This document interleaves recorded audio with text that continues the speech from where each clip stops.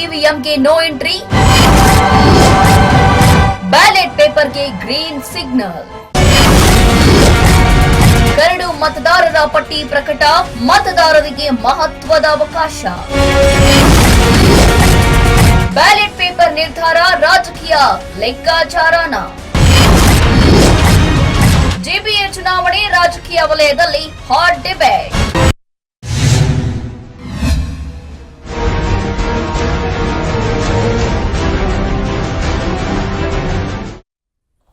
ನಮಸ್ಕಾರ, ರಾಜ್ ನ್ಯೂಸ್ ಡಿಬೇಟ್ಗೆ ಸ್ವಾಗತ. ನಾನು ಸುಕನ್ಯಾ ಪರಮೇಶ್.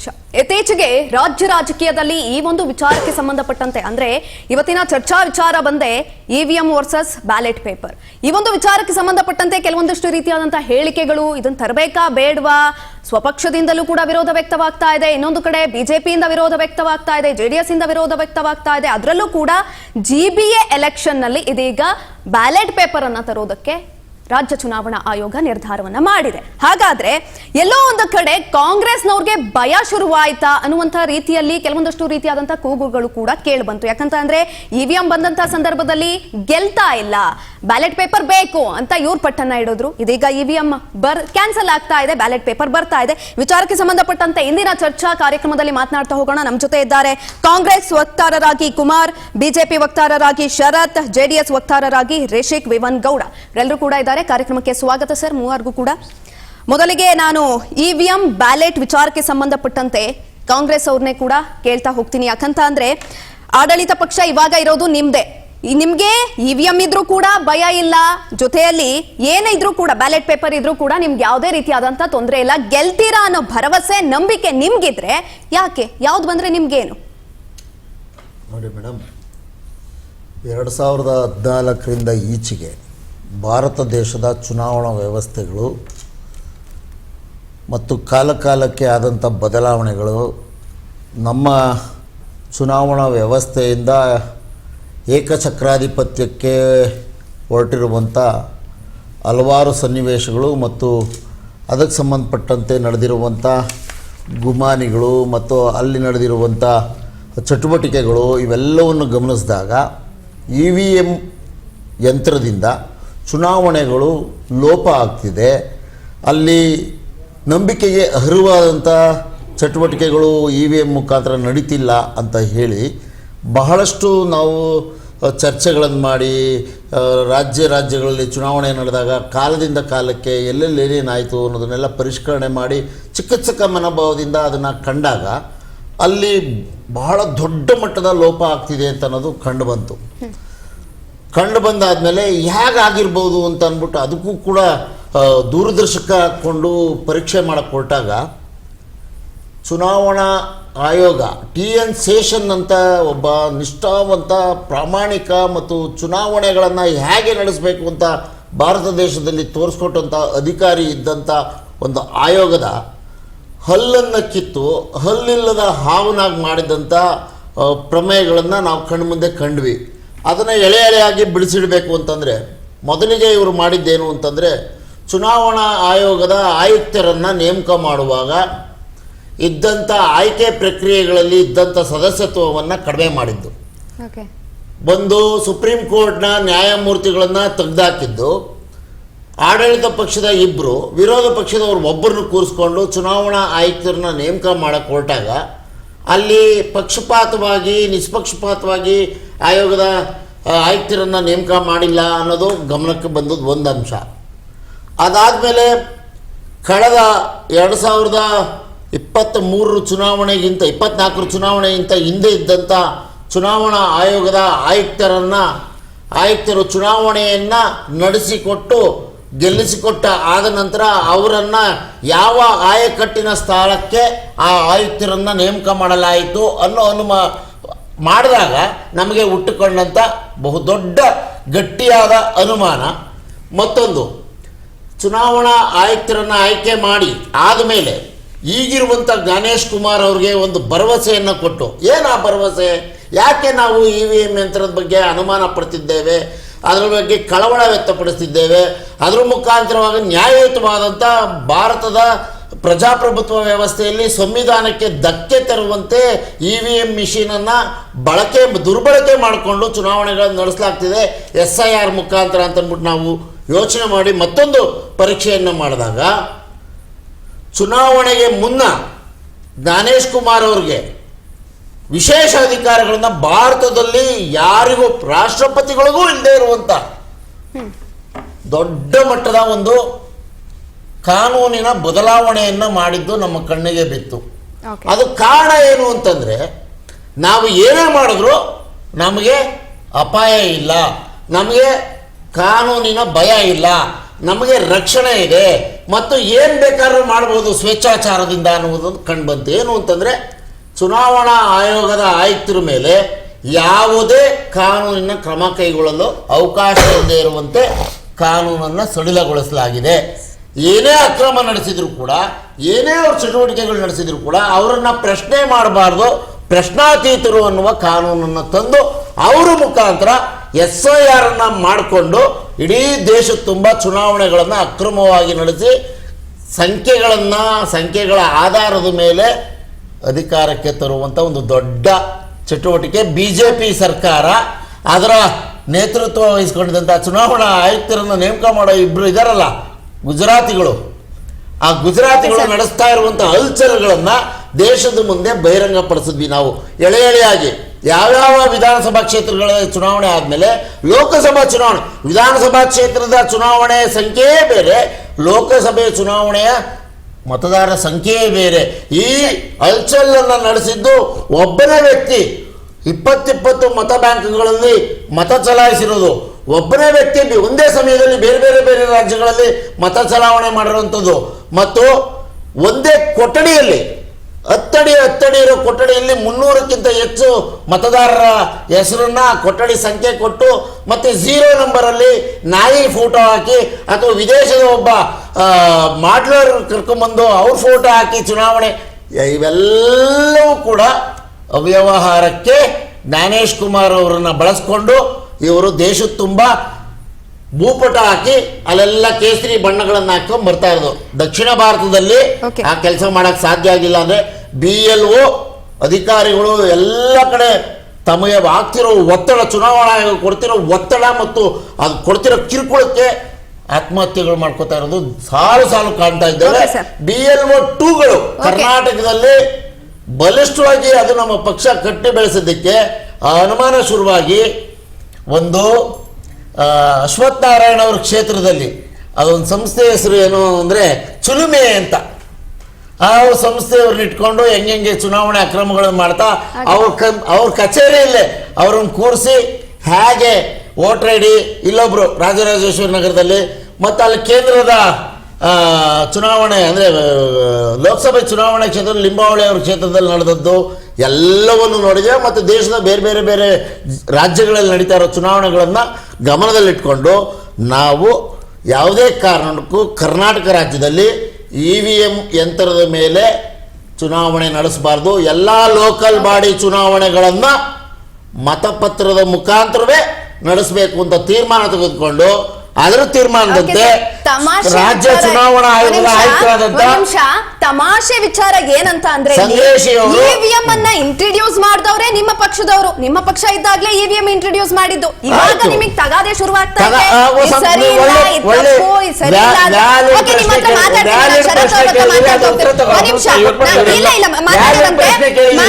ಮಾತಾಡ್ತೀನಿ ಅಲ್ಲಿ ಬರ್ತೀನಿ. ಮಾತಾಡ್ತೀನಿ ಸರ್. ಶರತ್ ಅವರೇ ಇಲ್ಲಿ ನೋಡಿ, ಇವಾಗ EVM ಇಂದ ಇವರಿಗೆ ಶುರುವಾಗಿದೆ ಪ್ರಾಬ್ಲಮ್. ಇನ್ನೊಂದ್ ಕಡೆನಲ್ಲಿ ಓಟ್ ಚೋರಿ ಮಾಡ್ತಿದ್ದಾರೆ. ಎಲ್ಲಾ ಕಡೆನೂ ಕೂಡ ಓಟ್ ಚೋರಿ ಆಗ್ತಾ ಇರುವಂತದ್ದು. ಎಲ್ಲೋ ಒಂದು ಕಡೆ ಇವ್ರು ಓಟ್ ಚೋರಿ ಮಾಡ್ತಾ ಇರುವಂತದ್ದು ನಿಮ್ಮ ದಾರಿಯನ್ನ ತಪ್ಪಿಸೋದಕ್ಕ, ವಿರೋಧ ಪಕ್ಷದವರು ಅಂದ್ರೆ ನಿಮ್ಮ ದಾರಿಯನ್ನ ತಪ್ಪಿಸೋದಕ್ಕೆ ಮಾಡ್ತಾ ಇದ್ದಾರೆ.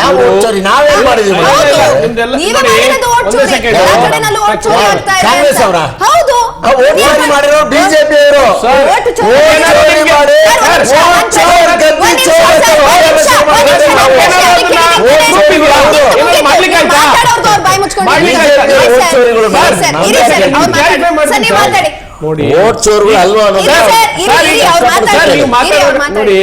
ನೋಡಿ ಕುಮಾರ್ ಅವ್ರು ಏನ್ ಹೇಳಿದ್ರು, ವೋಟ್ ಚೋರಿ ಬಗ್ಗೆ ಮಾತಾಡಿದ್ರು, ಆಮೇಲೆ ಗುಜರಾತಿಗಳು ಅಂತ ಹೇಳಿ ಉಪಯೋಗಿಸಿದ್ರು. ನೋಡಿ, ಪ್ರಜಾಪ್ರಭುತ್ವದ ವ್ಯವಸ್ಥೆಯಲ್ಲಿ ಒಂದು ಕಾನೂನು ಅಂತ ಇದೆ. ಆ ಕಾನೂನು ಚೌಕಟ್ಟಡಿಯಲ್ಲಿ ಪ್ರತಿಯೊಂದು ನಡೀತಿರ್ತಕ್ಕಂಥದ್ದು ಇವತ್ತಿನ ಕಾಲಮಾನದಲ್ಲಿ. ನೋಡಿ, ಇವರು ಇವತ್ತಿನ ದಿವಸದಲ್ಲಿ ಏನಾಗ್ತಾ ಇದೆ ಅಂತ ಕಲಿಯುಗದಿಂದ ಶಿಲಾಯುಗಕ್ಕೆ ಹೋಗೋ ಪ್ರಯತ್ನ ಮಾಡ್ತಾ ಇದ್ದಾರೆ. ನಾವು ಯಾವತ್ತು ನೋಡಿ, ಇವರು DK ಸುರೇಶ್ ಅವರೇ ಹೇಳಿದ್ರು ಅವಶ್ಯಕತೆ ಇರಲಿಲ್ಲ ಅಂತ. ಇವತ್ತಿನ ಪೇಪರ್ಗಳಲ್ಲಿ ಸ್ಟೇಟ್ಮೆಂಟ್ ಅನ್ನು ಅವರೇ ಕೊಟ್ಟಿದ್ದಾರೆ. ಅವ್ರು ಸ್ವಪಕ್ಷೀಯರೇ ಹಾಗಾದ್ರೆ ಯಾಕೆ ಕೊಟ್ರೆ? ಹಾಗಾದ್ರೆ ಅವರಲ್ಲೇ ಗೊಂದಲ ಇದೆ ಅಂತ ಅರ್ಥ ಅಲ್ವಾ? ಮತ್ತೆ ಇವ್ರು EVM ಇಂದ ಬ್ಯಾಲೆಟ್ ಪೇಪರ್ಗೆ ಹೋಗ್ಲಿಕ್ಕೆ ಕಾರಣ ಒಂದೇನಂತ ಹೇಳಿದ್ರೆ, ಹಿಂದೆ ಪರಮೇಶ್ವರ್ ಆಗಿರ್ಬೋದು, ಇವರು ಬೇರೆ ಬೇರೆ MLAಗಳು ಮಾತಾಡಿರೋದು ಇವತ್ತಿನ ಕಾಲಮಾನದಲ್ಲೂ ಸೋಷಿಯಲ್ ಮೀಡಿಯಾಗಳಲ್ಲಿ ಓಡಾಡ್ತಾ ಇದೆ. ನಾವು ಆಗಿನ ಕಾಲದಲ್ಲಿ ಒಬ್ಬರೇ ನೂರಾರು ಓಟ್ಗಳನ್ನ ಒತ್ತಿ ಹಾಕಿದ್ದು ಅಂತೇಳಿ ಒಂದು ಯಾವುದೋ ಒಂದು ಸಮಾರಂಭದಲ್ಲೇ ಹೇಳಿದ್ದು ಉದಾಹರಣೆಗಳಿದೆ. ಆಯ್ತಾ?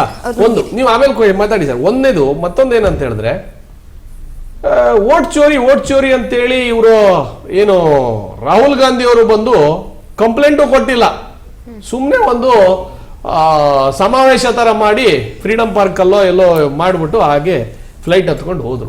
ನಂತರದಲ್ಲಿ ಅರವಿಂದ್ ಲಿಂಬಾವಳಿ ಅವರು ಇದು ಯಾಕಾಗಿದೆ, ಏನಾಗಿದೆ ಪ್ರತಿಯೊಂದು ಕ್ಲಾರಿಫೈ ಮಾಡಿದ್ದಾರೆ. ಅಲ್ಲಿ ಏನು ಇವ್ರು ಹೇಳಿದ್ರಲ್ಲ ಮಾಡಿಲ್ಲ, ಅವ್ರು ಓಟೇ ಹಾಕ್ಲಿಲ್ಲ. ನೋಡಿ, ಇಲ್ಲಿ ಏನಾಗುತ್ತೆ ಅಂತ ಹೇಳಿದ್ರೆ, ಒಂದು ಓಟು ಏನಂದ್ರೆ ತನ್ನ ಮೂಲ ಊರದಿಂದ ಇಲ್ಲಿ ಬೆಂಗಳೂರಿಗೆ ಬಂದಿರ್ತಾರೆ, ಅಲ್ಲೂ ಓಟಿರುತ್ತೆ, ಇಲ್ಲೂ ಇರ್ತಕ್ಕಂಥ ಸನ್ನಿವೇಶಗಳು ಸಾಕಷ್ಟಿದೆ. ಆ ಸಂದರ್ಭದಲ್ಲಿ ಇವ್ರು ಹೇಳ್ದಂಗೆ ಒಂದು ರಾಜ್ಯದಲ್ಲಿ ಓಟ್ ಹಾಕಿ ಇನ್ನೊಂದು ರಾಜ್ಯಕ್ಕೆ ಹೋಗುವಷ್ಟು ಇದಿಲ್ಲ. ರಾಜ್ಯಗಳಲ್ಲಿ ಬೇರೆ ಬೇರೆ ದಿನಾಂಕಗಳಲ್ಲಿ ವೋಟಿಂಗ್ ನಡೆದಿರೋ ಸಂದರ್ಭಗಳು ಸಾಕಷ್ಟಿದೆ. ಒಂದೇ ಟೈಮಲ್ಲಿ 2 ರಾಜ್ಯಗಳಲ್ಲಿ ಯಾವತ್ತೂ ಚುನಾವಣೆ ನಡೆದಿದ್ದ ಇದೇ ಇಲ್ಲ, ಉದಾಹರಣೆ ಇದೆ. ಆದ್ರೆ ನಾನು ಇಲ್ಲಿ ಏನು ಕ್ಲಾರಿಫೈ ಮಾಡ್ತೀನಿ ಅಂತ ಹೇಳಿದ್ರೆ, ಈಗಿನ ಒಂದು ಸಂದರ್ಭದಲ್ಲಿ ಇವರಿಗೆ ಈ ಸೋಲಿನ ಒಂದು ಕಾರಣಗಳಿಂದ ಹತಾಶರಾಗಿದ್ದಾರೆ. ಆ ಒಂದು ವಿಚಾರ ಇಟ್ಟುಕೊಂಡು ಇವತ್ತಿನ ಗೊಂದಲ ಸೃಷ್ಟಿ ಮಾಡ್ಲಿಕ್ಕೋಸ್ಕರ ನೋಡಿ, ಸುಪ್ರೀಂ ಕೋರ್ಟೇ ಹೇಳಿದೆ, ಚುನಾವಣೆ ಆಯೋಗ ಹೇಳಿದೆ, ನಿಮ್ಗೇನಾದ್ರೂ ನಿಮ್ಗೆ ಅದರಲ್ಲಿ ಸಂಶಯ ಇದ್ರೆ ನೀವು ಅದನ್ನ ಪ್ರಸ್ತುತಪಡಿಸಿ.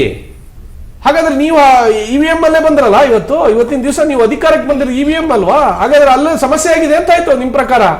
ಏನಕ್ಕೆ ಮತ್ತೆ ಅಧಿಕಾರ ಚುಕ್ಕಾಣಿ ಹಿಡ್ಕೊಂಡು ಕೂತಿದ್ದೀರಾ? ಚುನಾವಣೆಗೆ ಹೋಗೋಣ, EVM ಅಲ್ಲೇ ಮಾಡೋಣ, ಸರಿ ಬ್ಯಾಲೆಟ್ ಪೇಪರ್ ಅಲ್ಲೇ ಹೋಗೋಣ, ನಾಳೆನೆ ಹೋಗೋಣ, ಬನ್ನಿ ಬ್ಯಾಲೆಟ್ ಪೇಪರ್ ಅಲ್ಲಿ ಹೋಗೋಣ. ನಿಮ್ದು ವಿಧಾನಸಭೆ ಚುನಾವಣೆ ಇದೆಯಲ್ಲ,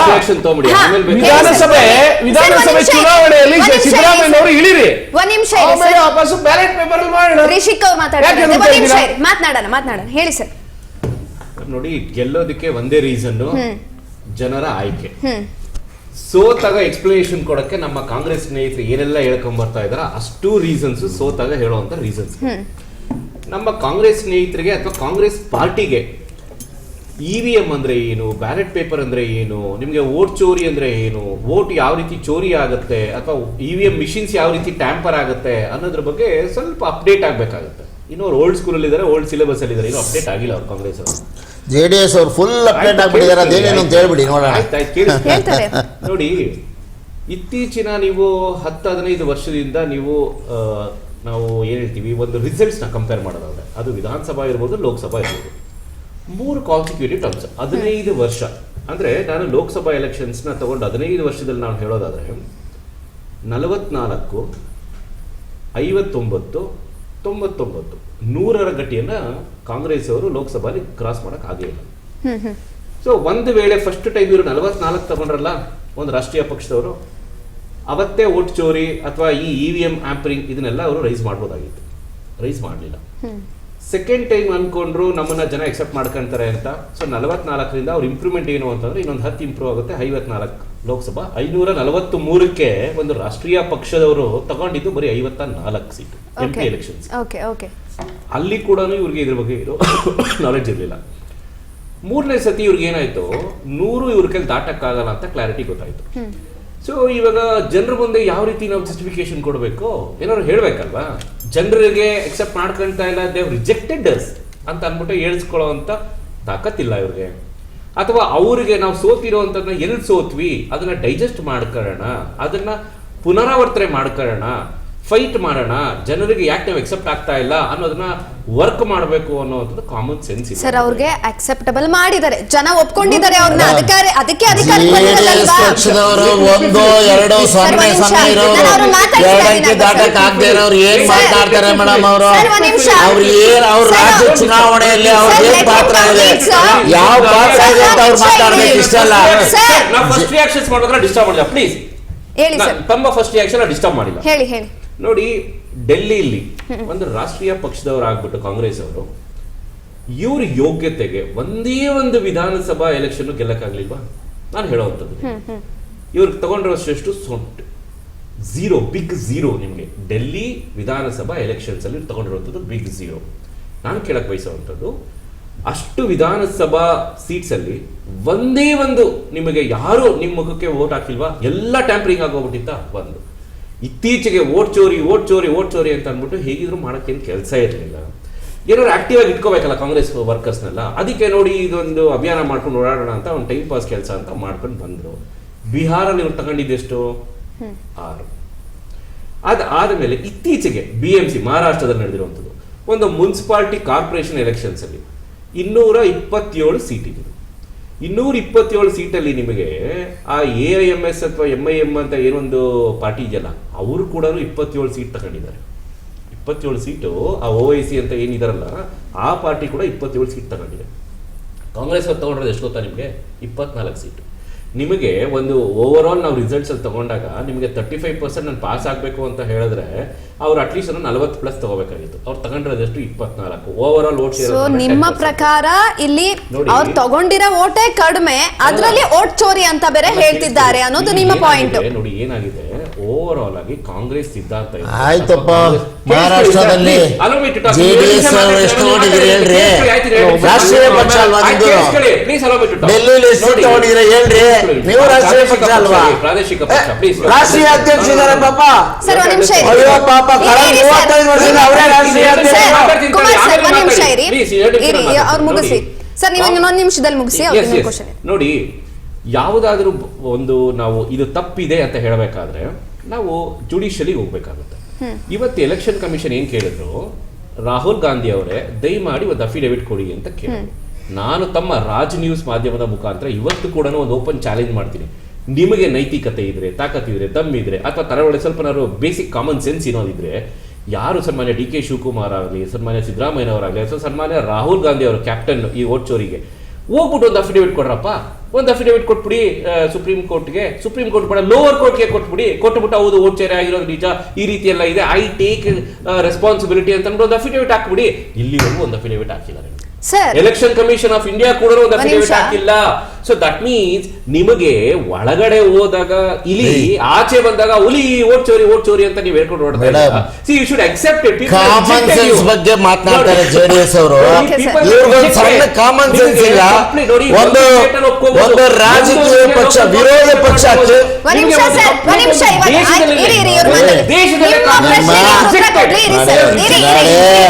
JDS ಏನು ಪಾಪ ನಂಬರ್ 1 ಅಲ್ಲಿ ಇದ್ದೀರಾ? ರಾಷ್ಟ್ರೀಯ ಅಧ್ಯಕ್ಷ ಕೇಳೋಣ. ಒಂದ್ ನಿಮಿಷ ಆಯ್ತು. ನೀವು ಇಷ್ಟೆಲ್ಲ ದೇಶದೆಲ್ಲ ಮಾತಾಡೋ ಅರ್ಹತೆ ಇಲ್ಲ ನಿಮ್ಗೆ.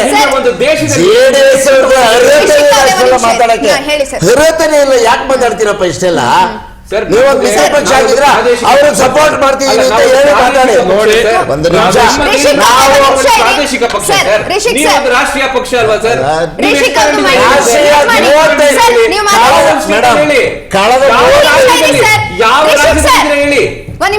ಕಳೆದ 35 ವರ್ಷದಿಂದ ಮಾನ್ಯ ಮಾಜಿ ಪ್ರಧಾನಮಂತ್ರಿಗಳು, ಕರ್ನಾಟಕದ ಹಿರಿಯ ರಾಜಕೀಯ ಮುತ್ಸದಿ ದೇವೇಗೌಡರು ಕಳೆದ 35 ವರ್ಷದಿಂದ ಜನತಾದಳ, ಜನತಾ ಪರಿವಾರ ಅದೇನೇನಿದೆ ಅದಕ್ಕೆಲ್ಲ ರಾಷ್ಟ್ರೀಯ ಅಧ್ಯಕ್ಷರಾಗಿ ಇವತ್ತು ಮುಂದುವರೆದಿದ್ದಾರೆ.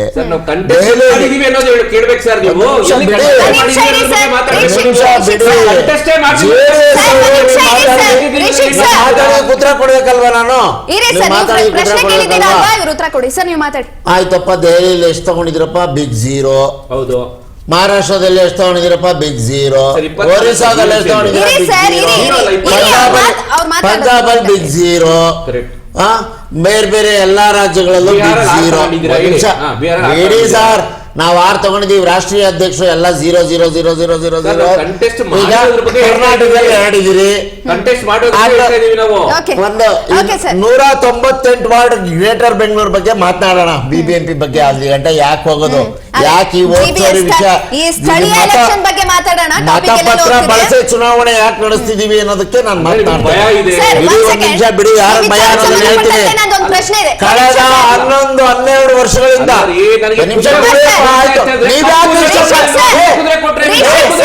ರಾಷ್ಟ್ರೀಯ ಅಧ್ಯಕ್ಷ ನಿಮ್ ರಾಷ್ಟ್ರೀಯ ಅಧ್ಯಕ್ಷ ಇಷ್ಟೆಲ್ಲ ಮಾತಾಡೋದಿಲ್ಲ, ನೀವ್ ಯಾಕ್ರಿ ಮಾತಾಡ್ತೀರಿ? ಬಿಜೆಪಿ ಅವ್ರು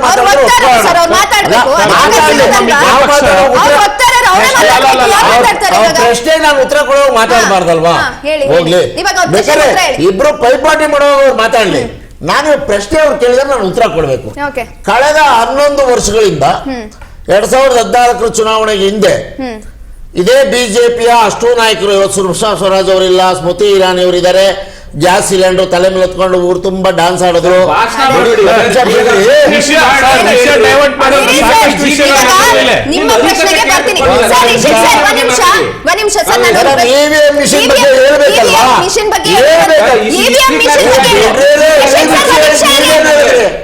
ಯಾಕೆ ನೀವು ತೊಂದರೆ ಮಾಡ್ತಿದ್ರಿ ನಮ್ಮ ವಿಷಯ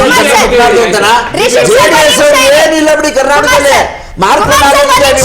ಬಿಜೆಪಿ ನೀವು ಬಗ್ಗೆ ನಮ್ಗೆ ಲೋಪ ಕಾಣಿಸ್ಬಂತು ಅನ್ನೋದ್ರ ಬಗ್ಗೆ ಮಾತನಾಡ್ತೀನಿ.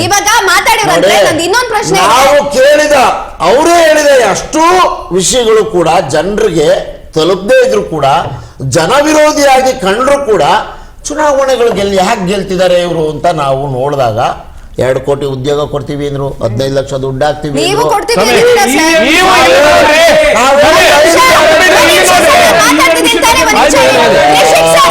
ದಡ್ರು, ಇವ್ರು ದಡ್ರು. 5 ಗ್ಯಾರಂಟಿಗಳು ಏನ್ ಹೇಳಿದ್ವು ಅದನ್ನ ಜನರಿಗೆ ತಲುಪಿದ್ದಾರೆ.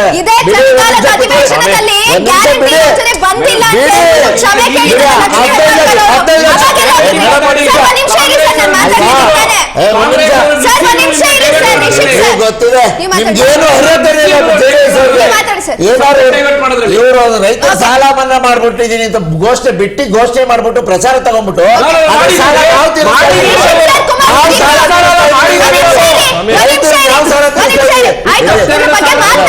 ಇವಿಎಂ ಬೇಕಾ ಅಥವಾ ಇವಿಎಂ ಬೇಡ ಅಂತ ಈಗಾಗಲೇ ಬ್ಯಾಲೆಟ್ ಪೇಪರ್ ಇಟ್ಕೊಂಡಿದ್ದಾರೆ. ನಾನು ಇದೀಗ ಮತ್ತೆ ಕಾಂಗ್ರೆಸ್ ಅವ್ರ ಹತ್ರನೇ ಹೋಗ್ತೀನಿ ಸರ್, ನಾನು ಪ್ರಶ್ನೆ ಕೇಳ್ತೀನಿ, ಆಮೇಲಿಂದ ನೀವು ಮಾತಾಡಿರಂತೆ. ಇವಿಎಂ ಬೇಕಾ ಬೇಡವಾ ಅನ್ನೋ ವಿಚಾರಕ್ಕೆ ಸಂಬಂಧಪಟ್ಟಂತೆ ನಿಮ್ಮ ಪಕ್ಷದಲ್ಲೇ ಇದೀಗ ಕಿತ್ತಾಟ ಶುರುವಾಗಿದೆ. ಯಾಕಂತ ಅಂದ್ರೆ DK ಸುರೇಶ್ ಅವರು ಒಂದು ಹೇಳಿಕೆ ಕೊಟ್ಟಿದ್ದಾರೆ ಸರ್. DK ಸುರೇಶ್ ಅವರು GBA ಚುನಾವಣೆಯಲ್ಲಿ ಬೇಕಾಗಿರ್ಲಿಲ್ಲ, ಮತಪತ್ರ ಬೇಕಾಗಿರ್ಲಿಲ್ಲ ಅಂತ ಹೇಳಿಕೆ ಕೊಟ್ಟಿದ್ದಾರೆ. ನಿಮ್ಮಲ್ಲೇ ಗೊಂದಲಗಳು ಸೃಷ್ಟಿಯಾಗಿದೆ, ನಿಮ್ಮಲ್ಲೇ ಅದು ಬೇಕಾ ಬೇಡವಾ ಅನ್ನೋದು ಇರ್ಬೇಕಾದ್ರೆ ಇನ್ನ ಅವ್ರು ವಿರೋಧ ಪಕ್ಷದವರು ವಿರೋಧ ಮಾಡೋದ್ರಲ್ಲಿ ಅರ್ಥನೇ ಇಲ್ವಲ್ಲ? ಅದೊಂದು ಬಿಟ್ಟಾಗ್ತೀರಾ? DK ಸುರೇಶ್ ಅವರೇನಾದ್ರು ಖಂಡಿತ ಹೇಳಿದ್ದಾರೆ, ಪೇಪರ್ ಅಲ್ಲಿ ಬಂದಿದೆ. ನಾನು ಪೇಪರ್ ಅಲ್ಲಿ ಇರೋದು ತೋರಿಸ್ಲಾ ಮೇಡಮ್? ನಾನು ಹೇಳ್ತಾ ಇದ್ದೇನೆ ಅವ್ರು ಹೇಳಿದ್ದಾರೆ ಅನ್ನೋದನ್ನ ಮಾಧ್ಯಮದಲ್ಲಿ ತೋರ್ಸಕ್ಕಾಗತ್ತಾ? ಖಂಡಿತವಾಗಿ ತೋರಿಸ್ತಾರೆ.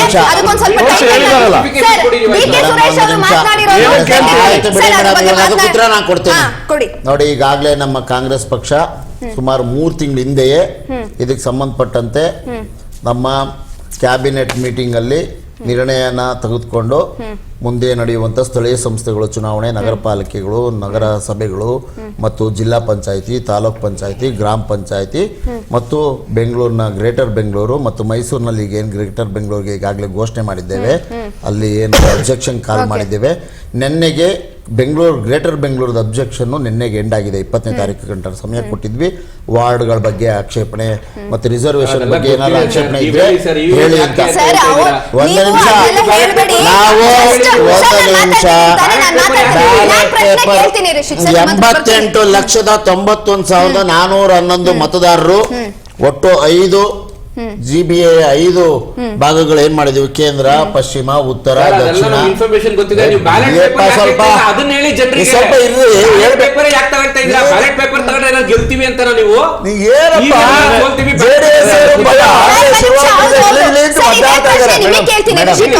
ಇವಾಗ ನಿಮ್ಗೂ ಅಷ್ಟೇ ಇವಿಎಂ ಬಂದ್ರು ತೊಂದ್ರೆ ಇಲ್ಲ, ಬ್ಯಾಲೆಟ್ ಪೇಪರ್ ಬಂದ್ರು ತೊಂದ್ರೆ, ಮತ್ತೆ ಬರ್ಲಿ ಬಿಡಿ ಬ್ಯಾಲೆಟ್ ಪೇಪರ್ ಒಂದ್ಸಲಿ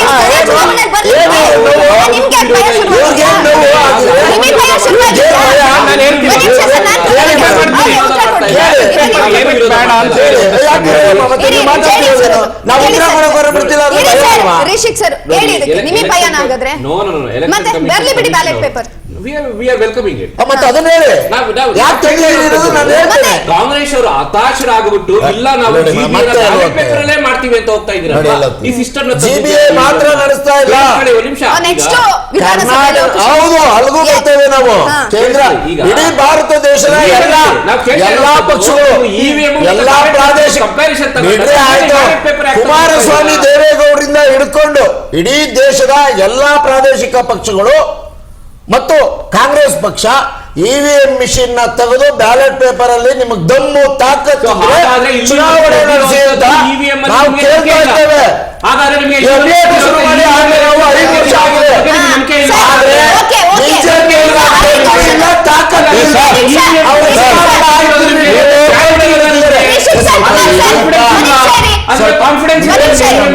ಕೇಳಿದ ಪ್ರಶ್ನೆ ಉತ್ತರ ಹೇಳಕ್ ಬಿಡಲ್ಲ. ಯಾಕೆ ಬ್ಯಾಲೆಟ್ ಪೇಪರ್ ನಾವು ಆಯ್ಕೆ ಮಾಡಿದ್ದೀವಿ ಅನ್ನೋದನ್ನ ಹೇಳಕ್ ಬಿಡಲ್ಲ ಅಂದ್ರೆ ನೋಡಿ ಮೇಡಮ್ ಯಾಕೆ ಮಾಡ್ತೀನಿ. ಯಾಕೆ ಅಂತಂದ್ರೆ ಇಡೀ ದೇಶದಲ್ಲಿ ಇವರು ಹೇಳಿದಂತ ಎಲ್ಲ ವಿಚಾರಗಳು 26,000 ಇದ್ದಿದ್ದು ಗೋಲ್ಡ್ ರೇಟ್ ಈಗ 1.5 ಲಕ್ಷ ಆಗಿದೆ.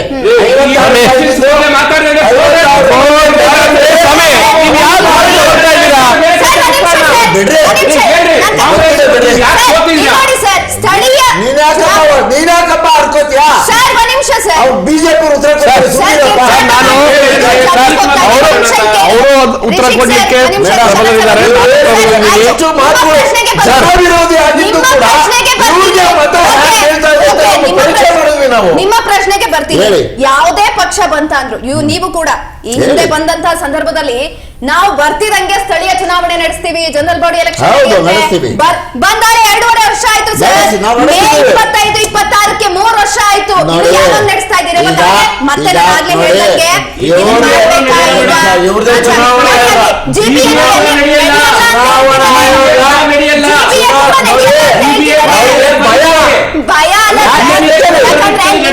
ಮತ್ತೆ ನೀವು ನಿಂತಿಲ್ಲ ಅಂತ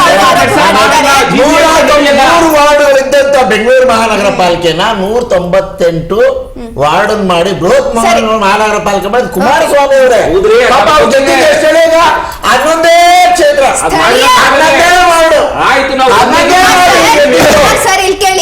ಒಂದ್ ನಿಮಿಷ ಸುಮ್ಮನೆ ಕೂತ್ಕೋಬೇಕಪ್ಪ. ಇತಿಹಾಸಕ್ಕೆ ಹೇಳ್ತೀನಿ ನಾನು, ಕೇಳ್ಕೊಳ್ಳಿ. ಗ್ರೇಟರ್ ಬೆಂಗಳೂರು ಮಾಡಿದ್ದೇವೆ ನಾವೀಗ. ಕಾರಣ ಸ್ಥಳೀಯ ಆಡಳಿತ ಅಲ್ಲಿಯ ಜನರಿಗೆ ಅಲ್ಲಿ ಬರುವಂತ ಆದಾಯ ಅವರಿಗೆ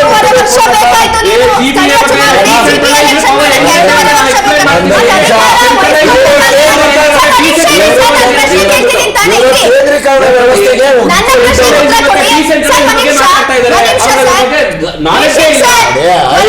ಯಾಕಮ್ಮ ಚುನಾವಣೆ ನಡೆದಿಲ್ಲ ಅಂತ ಕೇಳಿದ್ರಿ ಮೇಡಮ್.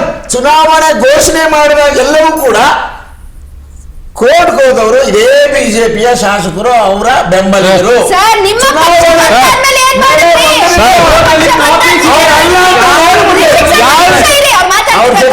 ಅವ್ರ ಜೊತೆ JDS ನ ಪಕ್ಷದ ನಾಯಕರು ಕೂಡ ಸ್ಥಳೀಯ ಸಂಸ್ಥೆಗಳ ಚುನಾವಣೆ ಅದು ಗ್ರೇಟರ್ ಬೆಂಗಳೂರು ಮಹಾನಗರ ಪಾಲಿಕೆ ಯಾರು ಹೋಗಿಲ್ಲ. ಸುಮ್ಮನೆ ನೀವು 2.5 ವರ್ಷ ಯಡಿಯೂರಪ್ಪನವರು, ಬೊಮ್ಮಾಯಿ ಅವರು ಮತ್ತೆ ಅವರು ನಡೆಸಲೇ ಇಲ್ಲ ಚುನಾವಣೆ. ಅವರೇ ನಡೆಸದೇ ಬಿಟ್ಟಿದ್ದಾರೆ.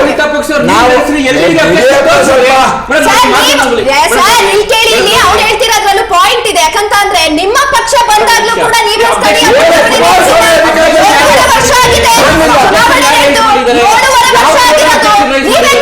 ನಿಮ್ಮ ಪಕ್ಷ ನೀವೇನ್ ಮಾಡಿದ್ದೀರಾ? ನೀವು ದಯಮಾಡಿ ಹೇಳ್ಬೇಕು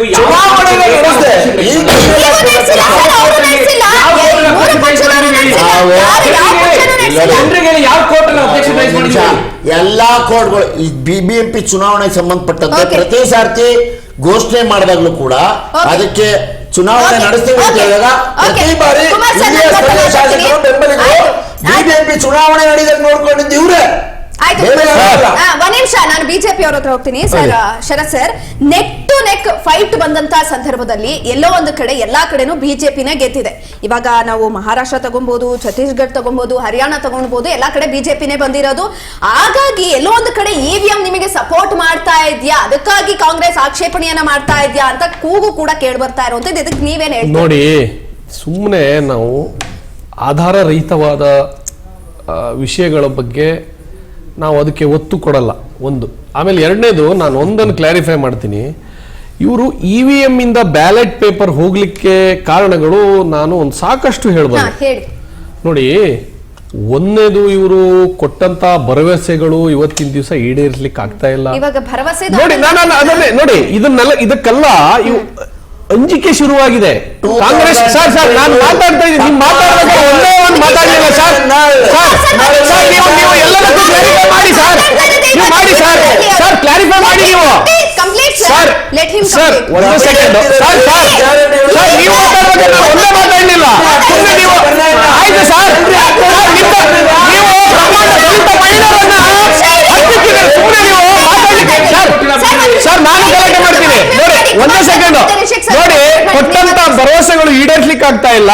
ಅಲ್ಲಿ ಏನು ಹೆಬ್ಬಾಳ್ಕರ್ ಅವರೇ ಒಪ್ಕೊಂಡಿದ್ದಾರೆ ಸೆಷನ್ ನಲ್ಲಿ, 2 ತಿಂಗಳ ಹಣವನ್ನು ನುಂಗಿದಂತ ಸರ್ಕಾರ ಇದು. 5,000 ಕೋಟಿ ಎಲ್ಲೋಯ್ತ್ರಿ ಸ್ವಾಮಿ? ಇಲ್ಲಿ ಒಂದು ರೋಡ್ ಗುಂಡಿಯನ್ನು ಮುಚ್ಚಲಿಕ್ಕೆ ಆಗ್ತಾ ಇಲ್ಲ, ಒಂದು ಸರಿಯಾಗಿ ವ್ಯವಸ್ಥೆ ಇಲ್ಲ, ಕರೆಂಟ್ ಇಲ್ಲ, ನೀರಿಲ್ಲ, ಸರಿಯಾಗಿ ರೋಡ್ ಸೆಟ್ಟಿಂಗ್ ಆಗ್ತಾ ಇದೆ ಬೆಂಗಳೂರಲ್ಲಿ. ಅದನ್ನು ನೋಡಿ, ಬೆಂಗಳೂರಲ್ಲಿ ಪಾಯಿಂಟ್ ಬರ್ಕೊಳ್ರಿ, ಆಮೇಲೆ ಉತ್ತರ ಕೊಡಿ. ನೋಡಿ, ಬೆಂಗಳೂರಲ್ಲಿ ಸರಿಯಾದ ಒಂದು ರೋಡ್ ವ್ಯವಸ್ಥೆ ಇಲ್ಲ, ಗುಂಡಿಗಳು ಬರ್ತಾ ಇದೆ, ನೀರಿನ ವ್ಯವಸ್ಥೆ ಸರಿಯಾಗಿ ಮಾಡಕ್ಕಾಗ್ತಾ ಇಲ್ಲ ಸರ್. ನೋಡಿ, ಒಳಚರಂಡಿ ವ್ಯವಸ್ಥೆಯನ್ನ ಸರಿಯಾಗಿ ಮಾಡಕ್ಕಾಗ್ತಾ ಇಲ್ಲ. ಇದನ್ನೆಲ್ಲ ಡೈವರ್ಟ್ ಮಾಡ್ಲಿಕ್ಕೋಸ್ಕರ, ಭ್ರಷ್ಟಾಚಾರ ಮಾಡ್ಲಿಕ್ಕೋಸ್ಕರ ಬ್ಯಾಲೆಟ್ ಪೇಪರ್ ಮಾಡ್ತಾ ಇರೋದು. ಒಂದೊಂದು 10 ಜನ 300 ಬ್ಯಾಲೆಟ್ ಪೇಪರ್ ಅನ್ನ ಇವರೇ ಇದು ಮಾಡ್ಲಿಕ್ಕೆ, ಭ್ರಷ್ಟಾಚಾರ ಮಾಡ್ಲಿಕ್ಕೋಸ್ಕರ ಇದನ್ನ ಮಾಡ್ಲಿಕ್ಕೆ ಕೊಟ್ಟಿದ್ದಾರೆ. ಇವ್ರು ನೋಡಿ, ಇವತ್ತಿನ ದಿವಸ ಸರ್ ಸುಮ್ಮನೆ ನೋಡಿ, ಇಬ್ರು ಮಾತಾಡ್ರಿಂದ ಜನರಿಗೆ ತಪ್ಪು ಸಂದೇಶ ಹೋಗೋದ್ ಬೇಡ. ನೋಡಿ, ನೀವು ಇವತ್ತಿನ ದಿವಸ SPTST ಹಣವನ್ನು ತಿಂದಾಕಿದ್ದೀರಾ, ದಲಿತರಿಗೆ ಮೀಸಲಿಟ್ಟ ಹಣವನ್ನು ತಿಂದಾಕಿದ್ದೀರಾ, ದಲಿತರ ಮಹಿಳೆಯರನ್ನ ನೀವು ರೋಡ್ ಮಧ್ಯದಲ್ಲಿ ನೀವು ಕೊದ್ದಿದ್ದೀರಾ. ಇದೇ ಕಾಂಗ್ರೆಸ್ ಸರ್ಕಾರ ಅವರಿಗೆ ಇದು ಮಾಡಿದೀರಾ. ಏನ್ ಮಾತಾಡ್ತೀರಾ ಅಂತ ನಿಮ್ಮ ನೋಡಿ, ಐಜಿಪಿ ಆಫೀಸ್ ಅಲ್ಲಿ ಏನ್ ನಡೀತು ಸಮಯ ಕೇಳಿ ಸರ್. ನೀವು ನಿಮ್ಮ ಪಕ್ಷ ಇದ್ದಾಗ್ಲೂ ಕೂಡ ಯಾವ ಅಭಿವೃದ್ಧಿ ಮಾಡಿಲ್ಲ, ನೋಡಿ ಎಲೆಕ್ಷನ್ ಮಾಡಿಲ್ಲ, ನೋಡಿ ಮೇಡಮ್, ನಾನು ಸಾವಿರಾರು ಉದಾಹರಣೆ ಕೊಡಬಲ್ಲೆ. ನೋಡಿ ಕಳೆದ ನೋಡಿ 2000 ಸರ್ ಒಂದೇ ಸೆಕೆಂಡ್, 2004ರಿಂದ 10ರವರೆಗೆ 83,000 ಕೋಟಿ ಅನುದಾನ ಕರ್ನಾಟಕಕ್ಕೆ ಕೊಟ್ಟಿದ್ದರೆ, 2014ರಿಂದ 25ರವರೆಗೆ 3,29,000 ಕೋಟಿ ಅನುದಾನ ಕೊಟ್ಟಿದೆ ಕರ್ನಾಟಕಕ್ಕೆ. 80 ನೋಡಿ 30,000 ಕೋಟಿ, 5 ಪಟ್ಟು ಸಮಯ, 5 ಪಟ್ಟು ಜಾಸ್ತಿ ಕೊಟ್ಟಿದೆ. ನಿಮ್ಮ ಹತ್ರ ಆಯ್ತಾ? ನೀವು ಇಟಲಿ ಗುಲಾಮ್ರಿ ಸಮಯ, ಇಟಲಿ ಗುಲಾಮ್ರಿ, ನೀವು ಇಟಲಿ ಗುಲಾಮ್ರು. ಅದಕ್ಕೆ ನೀವು ಈ ತರ ಮಾಡ್ತಾ ಇರೋದು, ನೀವು ಮಾತಾಡ್ಲಿಕ್ಕೆ ಕೊಡ್ತಾ ಇಲ್ಲ ಅಂದ್ರೆ ನೀವು ನೋಡಿ, ನೋಡಿ ನೀವು ಡಿಸ್ಟರ್ಬ್ ಮಾಡ್ರಿ. ನೋಡಿ, ನೀವು ಯಾವ್ದೋ ಒಂದು ಇಟಲಿ ಗುಲಾಮ್ ಅಡಿಯಲ್ಲಿದ್ದೀರ ಕಾಂಗ್ರೆಸ್ನವರು, ಅದಕ್ಕೆ ಈ ತರ ಮಾತಾಡ್ತಾ ಇದ್ದೀರಾ ನೀವು ನೋಡಿ ವಂಚನೆ ಮೋಸದಿಂದಲೇ ಅಲ್ಲ ಸ್ವಾಮಿ, ನಿಮಗೆ ತಾಕತ್ತು ತಪ್ಪು ಇದ್ರೆ ವಿಧಾನಸಭಾ ಇಲೆಕ್ಷನ್ ನಡೆಸಿ ನೋಡೋಣ. ಸಂಬಂಧ ಇಲ್ದಿರೋದು ಕೇಳಿ. ಇಲ್ಲಿ ಇದೇ KN ರಾಜಣ್ಣ ಅವರು ಓಟ್ ಚೋರಿ ವಿರುದ್ಧವಾಗಿ ಮಾತನಾಡಿದಂತಹ ಸಂದರ್ಭದಲ್ಲಿ ರಾಜೀನಾಮೆಯನ್ನ ತೆಗೆದುಕೊಂಡ್ರಿ. ಇದೀಗ DK ಸುರೇಶ್ ಅವರು ಕೂಡ ಈ ವಿಚಾರಕ್ಕೆ ಸಂಬಂಧಪಟ್ಟಂತೆ ಮಾತನಾಡಿರುವಂತದ್ದು, EVM ಇದೀಗ ಬ್ಯಾಲೆಟ್ ಪೇಪರ್ ತರೋ ಅವಶ್ಯಕತೆ ಇರಲಿಲ್ಲ ಅಂತ ಹೇಳಿದ್ದಾರೆ. ನಿಮ್ಮ ಹೈಕಮಾಂಡ್ ಯಾವ ನಿರ್ಧಾರವನ್ನ ತೆಗೆದುಕೊಳ್ಳೋದು? ನಿಮ್ಮ ಹೈಕಮಾಂಡ್ ಏನ್ ಮಾಡ್ತೀವಿ ಲೆಕ್ಕಕ್ಕಿಲ್ಲ ಅಂತ ಅರ್ಥ. ಒಂದ್ ನಿಮಿಷ ಸರ್, ನನ್ನ ಪ್ರಶ್ನೆಗೆ ಹೈಕಮಾಂಡ್ ಏನ್ ತೀರ್ಮಾನ ತಗೊಳ್ಳೋದು? ನಾನೀಗ ಅದ್ರಿಂದ ಕೇಳಿಲ್ಲ ಮತ್ತು ನೋಡಿಲ್ಲ. ಒಬ್ಬ ನಾಯಕರು, 1 ನಿಮಿಷ ನೀವು ಹೇಳಿದ ಮಾತು ನಾನು ಉತ್ತರ ಕೊಡೋದಕ್ಕೆ ಆಗೋದಿಲ್ಲ. ಈಗ ಕರ್ನಾಟಕ ಸರ್ಕಾರ ಕ್ಯಾಬಿನೆಟ್ ಮುಖಾಂತರ ಈ ನಿರ್ಧಾರವನ್ನು ತೆಗೆದುಕೊಂಡು ಇದನ್ನ ವಿಧಾನಸಭೆಯಲ್ಲಿ ಇಟ್ಟು ಸ್ಥಳೀಯ ಸಂಸ್ಥೆ ಚುನಾವಣೆಗಳಿಗೆ ಇನ್ನು ಮುಂದೆ ಭಯ ಸರ್, ಭಯ 5,000 ಕೋಟಿ ತಿಂದಂತ ಸರ್ಕಾರ ಗೃಹಲಕ್ಷ್ಮಿ ಹಣವನ್ನು 5,000 ಕೋಟಿ ತಿಂದು ಬೇಗಿದ್ದಾರೆ. ಫೆಬ್ರವರಿ ಮಾರ್ಚಿನ ದುಡ್ಡೆಲ್ಲೋಯ್ತು, ಫೆಬ್ರವರಿ ಮಾರ್ಚಿನ ದುಡ್ಡೆಲ್ಲೋಯ್ತು ಸ್ವಾಮಿ. 5,000 ಕೋಟಿ ಆಯ್ತಪ್ಪ, 5,000 ಕೋಟಿ ಇದೇ ಹೆಬ್ಬಾಳ್ಕರ್ ತಿಂದಿದ್ದಾರೆ ಅಂತ ಹೇಳ್ತೀನಿ ನಾನು. ಇರ್ರಿ, 2013ರಲ್ಲಿ ಹೇಳಿದ್ರಿ 15 ಲಕ್ಷ ಏನ್ ಹಾಕಿಲ್ಲ ಸ್ವಾಮಿ. ನೀವು ರೈತರಿಗೆ 10 ಕೆಜಿ ಅಕ್ಕಿ ಹೇಳ್ರಿ ಸ್ವಾಮಿ, 15 ಕೆಜಿ ಅಕ್ಕಿಯಲ್ಲಿ ಸ್ವಾಮಿ ಕೊಡ್ತೀರಿ, 15 ಕೆಜಿ ಅಕ್ಕಿ ಕೊಡಿ.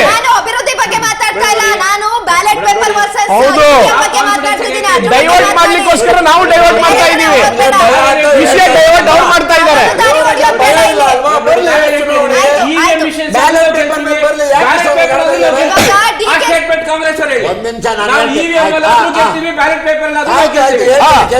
ನಿಮ್ಮ ಹತ್ರ ಇದೆಯಾ ಅದು?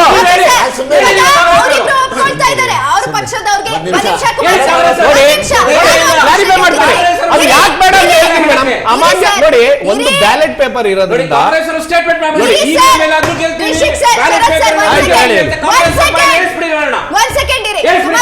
ಕುಮಾರ್ ಸರ್, ಇವಾಗ ಅವರಿಗೆ ಯಾವ್ದಿದ್ರು ಪ್ರಾಬ್ಲಮ್ ಇಲ್ಲ. ಅವರು ಇವಿಎಂ ಬಂದ್ರು ನಾವು ಗೆಲ್ತೀವಿ ಅನ್ನೋ ಭರವಸೆ ಅವ್ರಿಗೆ ಯಾವ್ದಿದ್ರು ಅವ್ರಿಗೆ ನಂಬಿಕೆ. ನಿಮಗ್ ನಂಬಿಕೆ ಇಲ್ಲ, ನಂಬಿಕೆ ಇಲ್ಲ ಅಂತ ಹೇಳ್ತಾರೆ. ನಾವು ಯಾಕೆ ಇವಿಎಂ ಬೇಡ, ಯಾಕೆ ಇವಿಎಂ ಬೇಡ ಇವಾಗ ಕೊಡ್ತಾರೆ ಸರ್. ನಾನು ಕೇಳಿದ್ದೀನಲ್ಲ ಪ್ರಶ್ನೆ. ನಮಗೇನೋ ಇವಿಎಂ ಬಗ್ಗೆ ಭಯ ಇದೆ ಮೇಡಮ್, ಆತಂಕ ಇದೆ ಮೇಡಮ್. ಅಯ್ಯೋ. ಅಯ್ಯೋ ಕಷ್ಟ ಆಗ್ತಿದೆ ಮೇಡಮ್. ಹಾಗಿದ್ರೆ ಮತ್ತೆ ನಾವು- ಇರಿ ಮೇಡಮ್, ಕೊಡಿ ಹಾಗಾದ್ರೆ. ಪ್ರಶ್ನೆ ಉತ್ತರ ಹೌದು, ಕೊಡ್ತಾ ಇದ್ದೀನಿ. ಹೌದು. ನಮ್ಗೆ ಆತಂಕ, ಭಯ ಮತ್ತೆ ಕಳವಳ ವ್ಯಕ್ತ ಆಗ್ಬಿಟ್ಟಿದೆ ಮೇಡಮ್ ಕಾಂಗ್ರೆಸ್ ಅವ್ರಿಗೆ. ಅದಕ್ಕೆ ಬ್ಯಾಲೆಟ್ ಪೇಪರ್ ಹೌದು ಸರ್, ಹೌದು.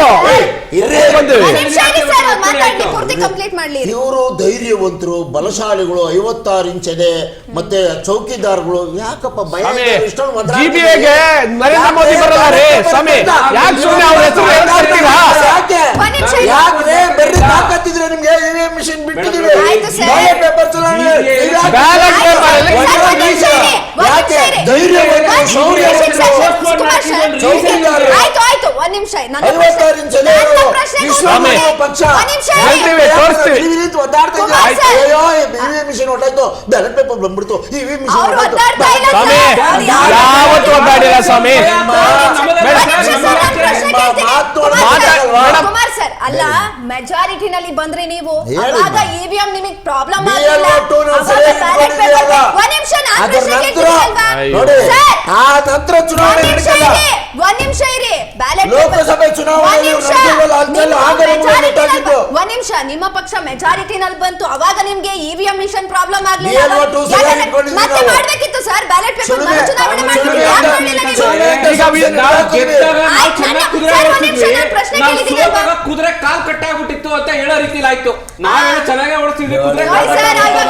ಅವರ ಮಾತಿನ ಮರ್ಮ, ಒಂದ್ ನಿಮಿಷ, ಅವ್ರ ಮಾತಿನ ಮರ್ಮ ಏನಂತ ಅಂದ್ರೆ ಕಾಂಗ್ರೆಸ್ನವರು. ಆಯ್ತಪ್ಪ, ಮುನಿರತ್ನ ಅವ್ರು ಏನ್ ಮಾಡಿದ್ರಪ್ಪ? ನೀವೇ ಹೇಳಿ ಹೇಳಿ. ಮುನಿರತ್ನ ಅವ್ರು ಎಷ್ಟು 40,000 ಫೇಕ್ ವೋಟರ್ಸ್ ಐಡಿ ಇಟ್ಕೊಂಡು ಚುನಾವಣೆ ನಡೆಸಿದ್ದೆ ಯಾರಪ್ಪ? ಅದು ಇವಿಎಂ ಮಿಷಿನ್ ಯಾರೇ ಸ್ವಾಮಿ? ನಿಮ್ಮ ನೋಡಿ, ನಿಮ್ಮ ಬಳ್ಳಾರಿಯಲ್ಲಿ ಯಾವ್ದ್ರ ಬಗ್ಗೆ ಮಾತಾಡ್ತಾ ಇದ್ದೀರಾ ಸರ್? ಚಿಲ್ಲರೆ ಸಂಸ್ಥೆ ಇಟ್ಕೊಂಡು ಇವಾಗ ಅವ್ರು ಏನೋ ಪ್ರಶ್ನೆ ಮಾಡೋದಕ್ಕೆ ಬಂದ್ರು ರಿಷಿಕ್ ಸರ್. ಒಂದ್ ನಿಮಿಷ ಇರಿ ಸರ್, ಒಂದ್ ನಿಮಿಷ ಇರಿ. ಇವಾಗ ರಿಷಿಕ್ ಸರ್ ಕ್ಷೇತ್ರದಲ್ಲಿ ಎಲ್ಲೋ ಒಂದು ಕಡೆ ಅವರ ಮಾತಿನ ಮರ್ಮ ಬಂದು ಕಾಂಗ್ರೆಸ್ ಅವರು ಗೆದ್ದೆತ್ತಿನ ಬಾಲ ಇಟ್ಕೊಂಡು ಹೋಗ್ತಿದ್ದಾರೆ ಅಂತ. ಯಾಕಂದ್ರೆ ನಿಮ್ಗೆ ಇವಿಎಂ ಬಂದಾಗ ಪ್ರಾಬ್ಲಮ್ ಅನ್ನಿಸ್ಲಿಲ್ಲ. ನಾನು ಆಗ್ಲೇ ಹೇಳ್ದಂಗೆ ಬ್ಯಾಲೆಟ್ ಪೇಪರ್ ಬೇಕು ಅಂತ ಅಂತಿದ್ದೀರಾ. ಇದಕ್ಕೇನ್ ಹೇಳ್ತೀರಾ? ಇವರು ನಡೆಸ್ತಿರುವಂತ ಈ ಇವಿಎಂ ಮಿಷಿನ್ ಇಟ್ಕೊಂಡು ನಡೆಸ್ತಿರುವಂತ ಹಲ್ಚಲ್ಲು ಈಗಾಗಲೇ ದೇಶದ ಮುಂದೆ ಇಟ್ಟಾಗಿದೆ. ನಾವು ಚುನಾವಣಾ ಎಲ್ಲಿ ಅಫಿಡೇವಿಟ್ ಕೊಡಿ, ದಾಖಲೆ ಕೊಡ್ರಿ ಸ್ವಾಮಿ. ಸುಮ್ಮನೆ ದಾಖಲೆ ಕೊಡಿ. ಏನು ದಾಖಲೆ ಇಲ್ಲದ ಹೆಂಗ್ ಮಾತಾಡ್ತಾ ಇದ್ದೀರಾ? ಏನು ದಾಖಲೆ ಇಲ್ಲದ ಹೆಂಗ್ ಮಾತಾಡ್ತಾರೆ? ಆಯ್ತು, ಏನ್ ದಾಖಲೆ ಇದೆ ಹೇಳಿ. ವಿವಿಪ್ಯಾಟ್ ಇದೆ, ಸುಪ್ರೀಂ ಕೋರ್ಟ್ ಅದಕ್ಕೆ ನೋಡಿ, ಸುಪ್ರೀಂ ಕೋರ್ಟ್ ಹೇಳಿದೆ ವಿವಿಪ್ಯಾಟ್ ಮುಖಾಂತರ ಆಗುತ್ತೆ ಅಂತ ಹೇಳಿ ಅವರೇ. ನನ್ನ ಹೆಸರು ರಿಷಿಕ್ ಅಂದ್ಬಿಟ್ಟು ನಾನು ಅಫಿಡೇವಿಟ್ ಕೊಡ್ತೀನಿ, ಯಾಕಂದ್ರೆ ಅದು ಕಾನ್ಫಿಡೆನ್ಸ್ ಇದೆ. ನಾವು ಇವಿಎಂ ಮಿಷಿನ್ ಆದ್ರೂ ಗೆಲ್ತೀವಿ, ಬ್ಯಾಲೆಟ್ ಪೇಪರ್ ಆದ್ರೂ ಗೆಲ್ತೀವಿ. ಅಫಿಡೇವಿಟ್ ಕೇಳಿದ್ರೆ ನಮ್ಮ ಪಾರ್ಟಿಯಿಂದ ನಾವು ಕೊಡಕ್ ರೆಡಿ ಇದೀವಿ. ಕಾಂಗ್ರೆಸ್ ಅವರು ಇವಿಎಂ ಮಿಷಿನ್ ಟ್ಯಾಂಪರ್ ಆಗಿದೆ ಅಂತ ಒಂದು ಅಫಿಡೇವಿಟ್ ಕೊಟ್ಬಿಡಿ ಮೇಡಮ್. ಈಗ ಪ್ರಶ್ನೆ ಕೇಳಿದಾರಲ್ವಾ, ಭಾರತ ದೇಶದ ಅಧಿಕೃತ ವಿರೋಧ ಪಕ್ಷ ಕಾಂಗ್ರೆಸ್ ಪಕ್ಷ. ಆ ವಿರೋಧ ಪಕ್ಷದ ನಾಯಕ ರಾಹುಲ್ ಗಾಂಧಿ ಅವರು. ರಾಹುಲ್ ಗಾಂಧಿ ಅವರು ಕೇಳಿದ ಯಾವುದೇ ಪ್ರಶ್ನೆಗಳು ಅಧಿಕೃತ ನಾವು ಕೇಳಿದ ಒಂದೇ ಕ್ವಶನ್ ಸರ್. ನಾನು ಮಾತಾಡಿದ 2 ಸೆಕೆಂಡ್. ನಾವು ಅಫಿಡೇವಿಟ್ ಕೊಡಕ್ ರೆಡಿ ಇದೀವಿ.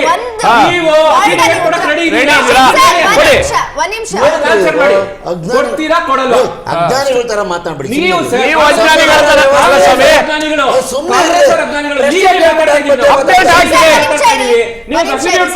ನಾನು ಪೂರ್ಣ ಪ್ರಮಾಣದ ರಿಯಾಕ್ಷನ್ ಕೊಡಕ್ ಮುಂಚೆ ಯಾಕೆ ಮಾತಾಡ್ತಾರೆ ಅವರು? ಕೇಂದ್ರ ಭಾರತ ದೇಶದ ಅಧಿಕೃತ ವಿರೋಧ ಪಕ್ಷ ಓದ್ ತೆಗೆದುಕೊಂಡು ಅಧಿಕೃತ ಬೇಡ ಸರ್, ಒಂದು ಬಿಡಿ affidavit ಸರ್, ಕೊಡಕ್ಕಾಗುತ್ತಾ ಆಗಲ್ವಾ ಅಷ್ಟೇ ಹೇಳಿ. ರಿಷಿಕ್ ಸರ್, ಈಗ ಪ್ರಶ್ನೆ affidavit ಕೊಡಕ್ಕಾಗುತ್ತಾ ಆಗಲ್ವಾ? ಆಯ್ತು, ನಾನು ರಿಷಿಕ್ ಕಾಂಗ್ರೆಸ್ ಸರ್, ಭಯ, ಒಂದ್ ನಿಮಿಷ affidavit ಕೊಡಕ್ಕಾಗಲ್ಲ. ನಿಮ್ಮ ಹತ್ರನೂ ಮಾತಾಡ್ತೀನಿ, ನಿಮ್ದು ಇಬ್ರದ್ದು ಮುಗಿಯಲ್ಲ ಸರ್. ನೋಡ್ರಿ. ಶರತ್ ಸರ್ ಹತ್ರ ಹೋಗ್ತೀನಿ, ಒಂದ್ ನಿಮಿಷ ಇರಿ, ಒಂದ್ ನಿಮಿಷ ಇರಿ, ಒಂದ್ ನಿಮಿಷ ಇರಿ. ಅವರು affidavit ಸರ್, ಇವಾಗ ಒಂದ್ word ಅಲ್ಲಿ ಕೇಳ್ರಿ ಇಲ್ಲಿ. ವಿರೋಧ ಪಕ್ಷದ ನಾಯಕರು ಕೇಳಿದ ಪ್ರಶ್ನೆಗಳಿಗೆ ಉತ್ತರ ಕೊಡಬೇಕಾಗಿರೋದು ಆ ಇಂಡಿಪೆಂಡೆಂಟ್ ಬಾಡಿಗಿರುವಂತ ಇದು ಆಯ್ತು. ಒಂದ್ ನಿಮಿಷ ಇರ್ರಿ, ಕೊಟ್ಟಿದ್ರ affidavit ಅಲ್ಲಿ? ಒಂದ್ ನಿಮಿಷ ಇರ್ರಿ. affidavit ಅಲ್ಲಿ ಕೇಳಿದ್ರೆ ವಿರೋಧ ಪ್ರಶ್ನೆಗಳು. ಪಕ್ಷದ ನಾಯಕ ಸರ್, ವಿಡಿಯೋ ಕೊಡಿದ್ರೆ ಕೊಡಲ್ಲ ಅಂತಾರೆ. ಸರ್, ಒಂದ್ ನಿಮಿಷ, ಒಂದ್ ನಿಮಿಷ. ಮಾತಾಡಕ್ಕೆ ಬಿಡೋದಿಲ್ಲ. ಎಲೆಕ್ಷನ್ ಕಮಿಷನ್ ಆಫ್ ಇಂಡಿಯಾ ಕೇಳಿರೋದು ಒಂದೇ document madam. Election commission of India ಕೇಳಿರೋದು ಒಂದೇ ಒಂದು ಒಂದ್ affidavit ನಿಮಿಷ ಕೊಡಿ. ಕೇಳಿಸ್ಕೊಳ್ರಿ. ಕೇಳಿಸ್ಕೊಳ್ರಿ. ಶರತ್ ಸರ್, ನಿಮ್ಗೊಂದು ಪ್ರಶ್ನೆ. ಅವ್ರ ಮೇಲೆ ಸರ್, ಯಾವುದೇ ನಮ್ಮ ಒಂದ್ ನಿಮಿಷ. ಮಾತ್ರ ಅಫಿಡವಿಟ್ ಕೊಡಿ ಅಂತ ಕೇಳೋರು ಆಯ್ತು, ಇವಾಗ ನಿಮ್ಮ ನಾನು ಮೇಲೆ CBI ಯಾವ ಕೇಸ ಹಾಕ್ಬಾರ್ದು ಅನ್ನೋದು ಯಾಕೆ ಸರ್, ಕಾನೂನು ಕುಮಾರ್ ಎಲ್ಲಿ ಸರ್, ಹತ್ರ? ಎಲ್ಲಿದೆ ಸರ್? ಸುಮ್ಮನೆ ಏನೋ ನೋಡಿ, ಸರ್, ಸಂವಿಧಾನದಲ್ಲಿ ಯಾರು ಬೇಕಾದ್ರೂ ಕೇಸ್ ಹಾಕ್ಬೋದು, ಕೇಸ್ ಹಾಕ್ಬೋದು. ಯಾಕೆ ಇದು ಮಾಡ್ತಾ ಇದ್ದೀರಾ? ಶರತ್ ಸರ್, ಹೇಳಿ. JDS ಅವ್ರಿಗೆ ಏನೇನೋ ಗೊತ್ತಿಲ್ಲ. ಒಂದ್ ನಿಮಿಷ ಇರಿ ಸರ್, ಆಯ್ತು, ಆಯ್ತು. ನಿಮ್ ದಮ್ಮು ಏ, ಇವ್ರಿಬ್ರದ್ದು mic mute ಮಾಡಿ, mic mute. ಸರ್, ನಿಮ್ಮಿಬ್ರದ್ದು ಆನೆ ಇರೋದಲ್ಲ, ಒಂದ್ ನಿಮಿಷ ಇರಿ. ಶರತ್ ಸರ್, ಕಾಂಗ್ರೆಸ್ನವ್ರು ಎಲ್ಲೋ ಒಂದ್ ಕಡೆ ಎಲೆಕ್ಷನ್ ತಯಾರಿನಲ್ಲಿ ನಿಮ್ಕಿನ್ನ ಮುಂದೆ ಇದ್ದಾರೆ ಅಂತ ಅನಿಸ್ತಾ ಇಲ್ವಾ? ಯಾಕಂತ ಅಂದ್ರೆ ಈಗಾಗ್ಲೇ ವಿಚಾರಕ್ಕೆ ಸಂಬಂಧಪಟ್ಟಂತೆ GB ಎಲೆಕ್ಷನ್ ಆಗಿರ್ಬೋದು, ಸ್ಥಳೀಯ ಚುನಾವಣೆಗಳಿಗಾಗಿರ್ಬೋದು, ಎಲ್ಲದಕ್ಕೂ ಕೂಡ ತಯಾರಿ ನಡೆಸಿದ್ದಾರೆ. ಎಲ್ಲೋ ಒಂದ್ ಕಡೆ ನೀವಿನ್ನೂ ಏನು ಕಾಣಿಸ್ತಾ ಇಲ್ಲ, ಆ ತರದ್ದು ನಿಮ್ಕಿನ್ನ ಮುಂದೆ ಇದ್ದಾರೆ ಅಂತ ಅನಿಸ್ತಾ ಇಲ್ವಾ? ಇದ್ರ ಬಗ್ಗೆ ಏನ್ ಹೇಳ್ತೀರಾ? ನೋಡಿ, ನಮ್ಮ ಯಾವುದೇ ಇವತ್ತಿನ ಸಂದರ್ಭದಲ್ಲಿ ವಿಧಾನಸಭೆ ಚುನಾವಣೆ ಬಂದರೂ ಎದುರಿಸ್ಲಿಕ್ಕೆ ಸಿದ್ಧ. ಹಿಂದೆ ಮಹಾರಾಷ್ಟ್ರದ್ದೇನು ಲೋಕಲ್ ಚುನಾವಣೆಯಲ್ಲಿ ನಾವು ಬಹುಮತದಿಂದ ಗೆದ್ದು ಬಂದಿದ್ದೀವಿ. ಹಾಗಾಗಿ ಇವರಿಗೆ ಒಂದು ಭಯ ಶುರುವಾಗಿದೆ. ಏನಂದ್ರೆ ಈ ಒಂದು GB ಚುನಾವಣೆ. ಸರ್, ಒಂದೇ ಸೆಕೆಂಡ್ ಸರ್, ಸುಮ್ಮನೆ ಸರ್, ಏನೋ ಒಂದು ವಿಷಯ ಗೊತ್ತಿಲ್ಲದೆ ಮಾತಾಡ್ಬೇಡಿ. ಸಮಯ ನೀವು ಮಾತಾಡ್ಬೇಕಾದ್ರೆ ನೀವು ಡಿಸ್ಟರ್ಬ್ ಮಾಡುವಂಗಿದ್ರೆ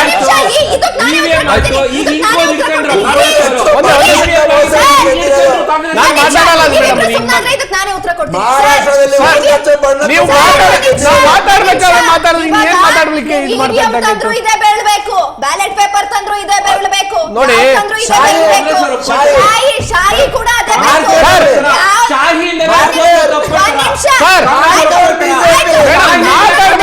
ವಿಷಯ ನೀವು ಆಮೇಲೆ ಕ್ಲಾರಿಫೈ ಮಾಡ್ರಿ. ಸಮಯ ನಿಮ್ಮಲ್ಲಿ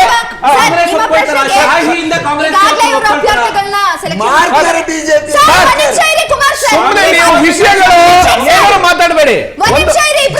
ಜನರು ಬೈತಾರೆ ನಿಮ್ಮ ಇವರಿಗೆ ಈ ತರ ಮಾತಾಡಿದ್ರೆ. ನಾನು ನಿಮ್ಗಾಲೇ ಒಂದು ಪ್ರಶ್ನೆ ಕೇಳ್ದೆ.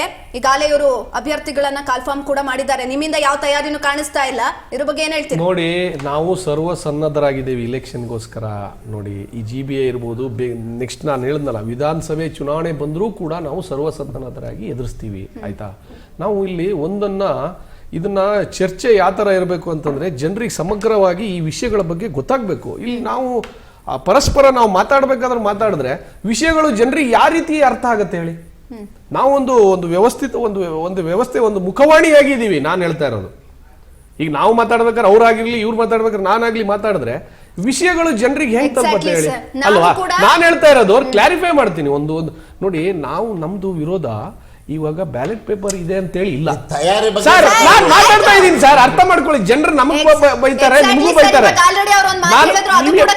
ನೋಡಿ, ವಿಚಾರಗಳು ಗೊತ್ತಾಗ್ಲಿ ಅಂತ ಹೇಳಿ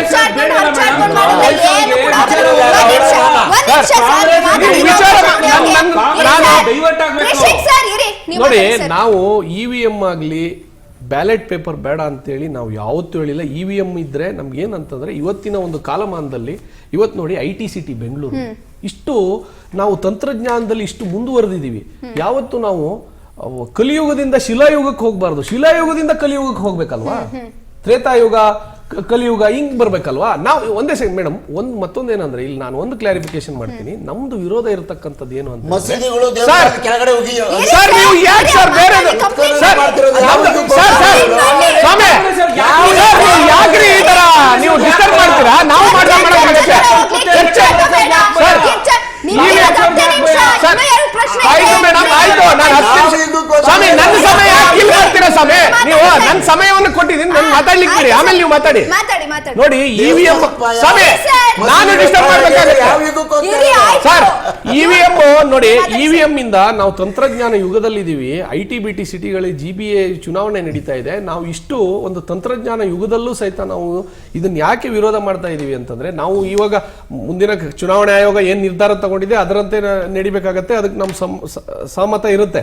ಆದ್ರೆ ನೀವು ಬ್ಯಾಲೆಟ್ ಪೇಪರ್ ಇಂದ ಅಮಾನ್ಯ ಆಗುವ ಓಟ್ಗಳು ನೋಡಿ, ಒಂದೊಂದು ಓಟ್ರು ಸಹಿತ ಇವತ್ತಿನ ದಿವಸ ಇಂಪಾರ್ಟೆಂಟ್. ನಾನು ಇವತ್ತು ಓಟ್ ಆಗ ನಂದು ಒಂದು ಇಂಪಾರ್ಟೆಂಟ್. 1 ಮತ 10 ಮತ 13 ಮತದಿಂದ ಗೆದ್ದ ಉದಾಹರಣೆಗಳು ಸಾಕಷ್ಟಿವೆ. ಹಾಗಾಗಿ ಆ ಅಮಾನ್ಯತೆಯನ್ನು ನೋಡಿ, ಅದು ಸೀಲ್ ಹಾಕುವ ಸಂದರ್ಭದಲ್ಲಿ ಅದು ಸ್ವಲ್ಪ ವ್ಯತ್ಯಾಸ ಆದ್ರೆ ಅದು ಅಮಾನ್ಯತೆ ಆಗುತ್ತೆ, ಆ ಓಟು ಅಮಾನ್ಯಕರಣಗೊಳ್ಳುತ್ತೆ. ಹಾಗಾಗಿ ಅದು ಆ ಒಂದು ತಪ್ಪಲಿಕ್ಕೋಸ್ಕರ ಇವಿಎಂ ಪ್ರಾಬ್ಲಮ್ ಆಗುತ್ತೆ ಸರ್. ಇವಿಎಂ ಅಲ್ಲಿ ಯಾವುದು ಪ್ರಾಬ್ಲಮ್ ಆಗಲ್ಲ. ಬಿಜೆಪಿಗೆ ಹೋಗುತ್ತಲ್ಲ ಅದೇ ಸಮಯ ನೀವು ಸಮಯ. ಹಾಗಾದ್ರೆ ನೀವು ಯಾಕೆ ಗೆದ್ದು ಬಂದ್ರಿ? ನೀವು ಯಾಕೆ ಗೆದ್ದು ಬಂದ್ರಿ ವಿಧಾನಸಭೆ ಎಲೆಕ್ಷನ್ ಅಲ್ಲಿ? ಸುಮ್ಮನೆ ನಾವು ಏನಾದ್ರು ಡೈವರ್ಟ್ ಮಾಡಿ ನೋಡಿ. ನಮ್ದು ನೋಡಿ, ಇವತ್ತಿನ ಸಂದರ್ಭದಲ್ಲೂ ಅವರು ಬ್ಯಾಲೆಟ್ ಪೇಪರ್ ಅಲ್ಲೂ ಚುನಾವಣೆ ನಡೆದ್ರು ನಾವೇ ಗೆಲ್ತೀವಿ. ನೀವು ಬ್ರಹ್ಮಾಂಡ ಭ್ರಷ್ಟಾಚಾರ ಮಾಡಿದ್ದೀರಾ. ನಿಮ್ಮ ರಾಹುಲ್ ಗಾಂಧಿ ಆಗಿರ್ಬೋದು, ಸೋನಿಯಾ ಗಾಂಧಿ ಆಗಿರ್ಬೋದು, ಇದನ್ನ ATM ಮಾಡ್ಕೊಂಡಿದೆ ನಮ್ಮ ಕರ್ನಾಟಕ ಸರ್ಕಾರ. ನಿಮ್ಮ ಏನಿದಾರಲ್ವಾ ತಿಮ್ಮಾಪುರ ಅವರ ಇಲಾಖೆಯಲ್ಲಿ ಬ್ರಹ್ಮಾಂಡ ಭ್ರಷ್ಟಾಚಾರ ನಡೆದಿದೆ. ಪ್ರಶ್ನೆಗೆ ಬರ್ತೀನಿ. ಅಮೆರಿಕಾನೇ ಇವಿಎಂ ಬಳಸ್ತಾ ಇದೆ ಅಂತ ಅಮೆರಿಕಾನೇ ಇವಿಎಂ ಬಳಸ್ತಾ ಇಲ್ಲ ಅಂತ ಪ್ರಪಂಚದಲ್ಲಿ ಅದೇ ನನ್ನ ಪ್ರಶ್ನೆ ಅದೇ. ಇವಾಗ ಸರ್ ಅಮೆರಿಕಾನೇ ಬಳಸ್ತಾ ಇಲ್ಲ, ಬ್ಯಾಲೆಟ್ ಪೇಪರ್ ಬಳಸ್ತಾ ಇದ್ದಾರೆ ಅಂತ ನೀವೇ ಹೇಳಿದ್ರಿ. ಇವಿಎಂ ಮಿಷನ್ ಇಂಟ್ರೊಡ್ಯೂಸ್ ಮಾಡಿದ್ಯಾರು? ನಿಮ್ ಪಕ್ಷದವರೇ. ಯಾಕೆ ನೀವು ಗೆಲ್ತಾ ಇಲ್ಲ ಅಂತ ಪ್ರಾಬ್ಲಮ್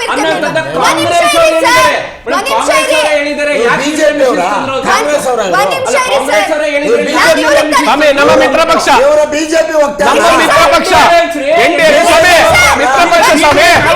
ಅವರಿಗೂ ಅಧಿಕಾರ ಇದೆ.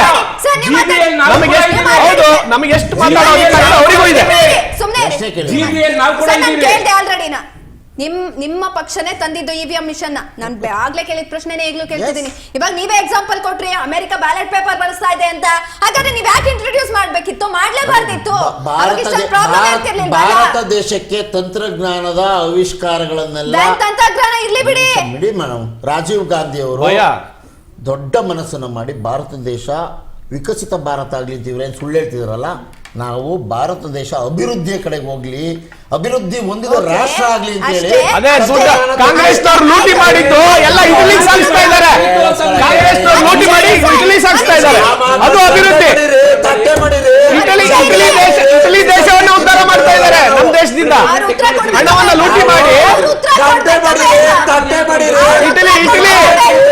ನಿಮ್ಮಾಗಿ ಇಟಲಿ ದೇಶವನ್ನು ಉದ್ಧಾರ ಮಾಡ್ತಾ ಇಲ್ಲ, ನಮ್ಮ ದೇಶ ಉದ್ಧಾರ ಮಾಡ್ತಾ ಇದ್ದೀವಿ. ಇಟಲಿ ದೇಶವನ್ನು ಅಭಿವೃದ್ಧಿ ಕಡೆ ಹೋಗ್ತಾ ಇದ್ದಾರೆ. ನಮ್ಮ ದೇಶದ ಹಣವನ್ನು ಲೂಟಿ ಮಾಡಿ ಕಾಂಗ್ರೆಸ್ನವರು. ಕೋಟಿ ರೂಪಾಯಿ ತಂತ್ರಜ್ಞಾನ ಇವ್ರದ್ದು, ಬಿಜೆಪಿ ತಂತ್ರಜ್ಞಾನ 21 ಕೋಟಿ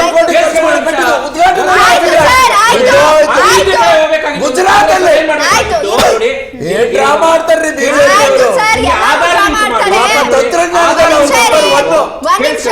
ಆಧಾರ್ ಲಿಂಕ್ ಮಾಡಿ ವಾಟ್ಸ್ಆಪ್ ಯೂನಿವರ್ಸಿಟಿ ಸುಳ್ಳು ಈಗ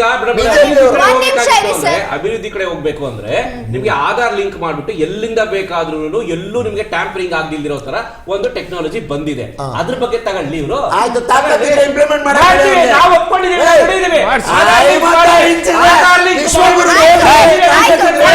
ಎಲ್ಲದಕ್ಕೂ ಮೋದಿ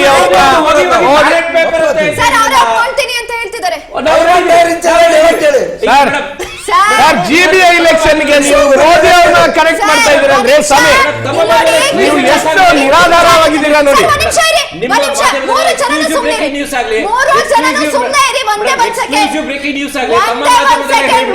ಕಾಂಗ್ರೆಸ್ ಬ್ರೇಕಿಂಗ್ ನ್ಯೂಸ್ ಮಾಡಿ ತಮ್ಮ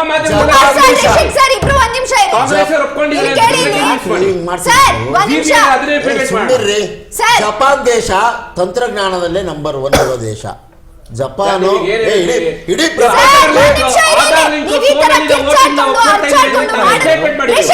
ಒಂದ್ ನಿಮಿಷ ನೀವ್ ಈ ತರ ಕಿರ್ಚಾಡ್ಕೊಂಡು ಅರ್ಚಾಡ್ಕೊಂಡು ಮಾಡಿದ್ರೆ ಯಾರು ಕೂಡ ನಾವೇನ್ ನೋಡಲ್ಲ. ಆಧಾರ್ ಈ ಶೋ ನೋಡ್ತಿರೋದೇ ಅರ್ಥ ವಿಷಯಗಳು ಆಗ್ಬೇಕು. ಜನರಿಗೆ ನಾವ್ ಅರ್ಥ ವಿಷಯ ಆಗುವಂಗ್ ಮಾತಾಡ್ತಾ ಮಾತಾಡ್ಬೇಕು. ಆಧಾರ್ ಇರೋದೇ. ಲಿಂಕ್ ವೋಟಿಂಗ್ ನ ನೀವು ಮಾತಾಡಿದ್ರು ಮಾತಾಡೋಕ್ ಬಿಡಲ್ಲ. ಸರ್ ಒಂದ್ ನಿಮಿಷ ಮಾತಾಡೋದು ಇರಿ, ನಾನು ಮಾತಾಡೋಕ್ ಮಾತಾಡ್ತೀನಿ ಬಿಡಲ್ಲ. ತಾನೆ. ಈ ಶೋ ನಡೆಸ್ತಾ ಇರೋದು ಯಾಕೆ?